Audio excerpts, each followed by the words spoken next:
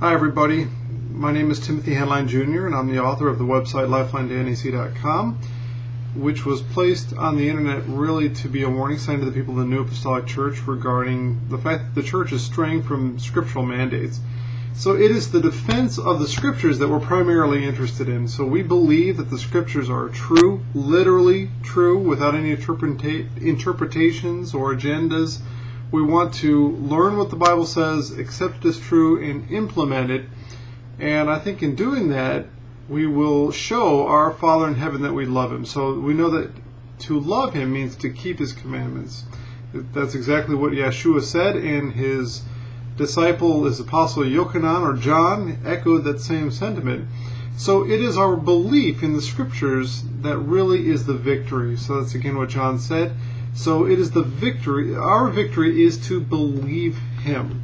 So even when science, popular science, which by the way can change, when they make certain assertions that contradict the Scriptures, are we going to say, well, wait, I believe the Scriptures, therefore we're going to find ways to interpret this evidence in light of scriptural truths? And what we find is that when we try to interpret the evidence in light of scriptural truths, a much clearer picture of reality starts to develop for us. So we get a better idea, better understanding of the way things work once we understand the evidence through a scriptural lens. That applies especially to the creation account in Scriptures, which the New Apostolic Church and many other Christian denominations now are giving real estate, if you will, to the atheists and to the evolutionists when they compromise with creationists and evolutionists and don't stand firm on the literal interpretation of the scriptural account of creation,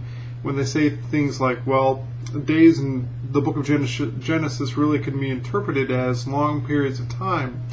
What we want to do is not concede any position to the enemy, because the enemy is who? Satan, and we know that his modus operandi is simply to deceive, but his agenda is to murder and to destroy.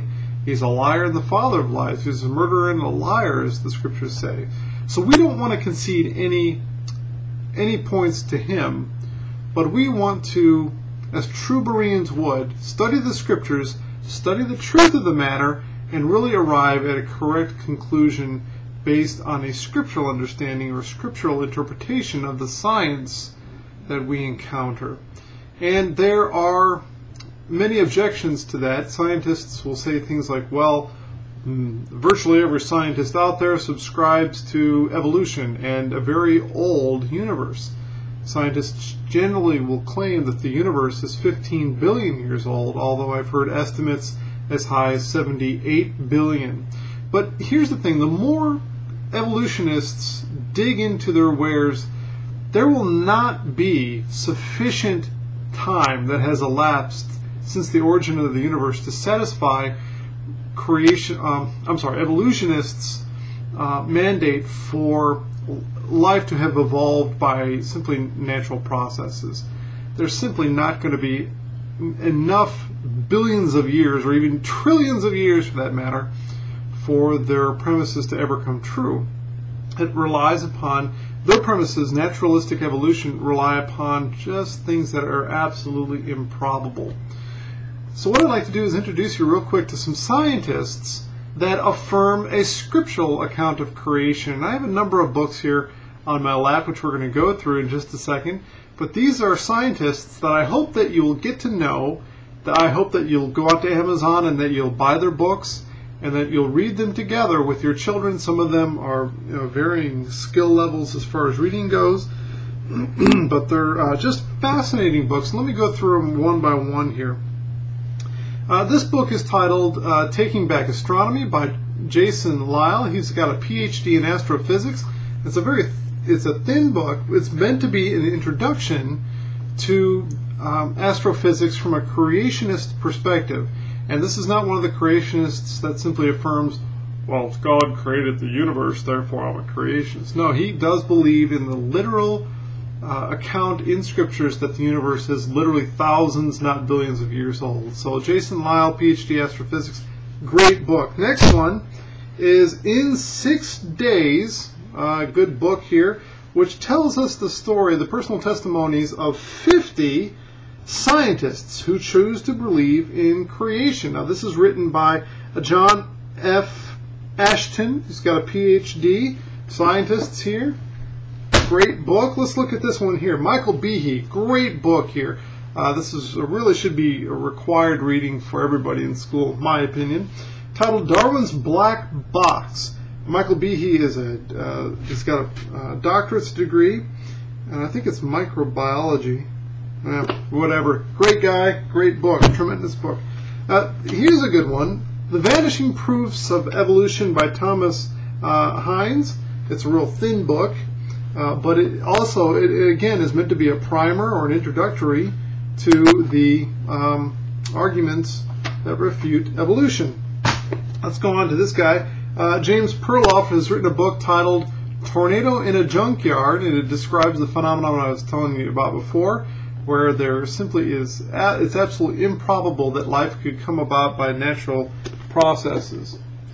And you understand that if we don't take the literal view of Scriptures, if we don't take Scriptures literally, then we are conceding ground to the enemy, and we're opening the door to all kinds of fanciful ideas about creation. Sooner or later we'll start to think, well, you know, the universe must be billions of years old, and then we're going to subscribe to the atheist position altogether and say, well, a creator couldn't have caused all this, it came about naturally. Absolutely ridiculous, absolutely improbable. Let me also introduce you to this book, Astronomy in the Bible by Dr. Donald B. DeYoung. He's got a PhD in astronomy. All right, how about this one here, The Lie of Evolution by Ken Ham. Great book, very fascinating book, easy read, again meant to be an introductory. This is a great book here. This is The Ultimate Proof of Creation by Dr. Jason Lisle.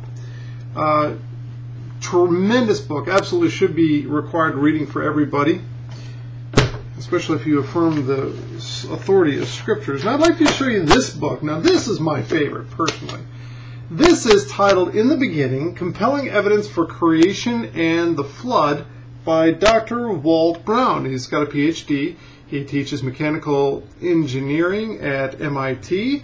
Fascinating read because it's kind of big. It reads like a college textbook, and it's got some great evidences for creation. This is a man who believes in the scriptural account of creation. Thousands of years. The universe is thousands of years old, according to this man, not billions. So there you go. Just a few scientists to get you started. And I hope you'll go out to Amazon and Google that and buy those books and read them and absorb them. But most importantly, read that Bible, absorb it, eat it up, just like Ezekiel ate it up, just like John ate it up as recorded in the book of Revelation. And it will be a tremendous blessing for your life. And so again, my name is Timothy Hanline Jr. and reach me by clicking on the links at the homepage at lifeline2nac.com. Thanks for watching.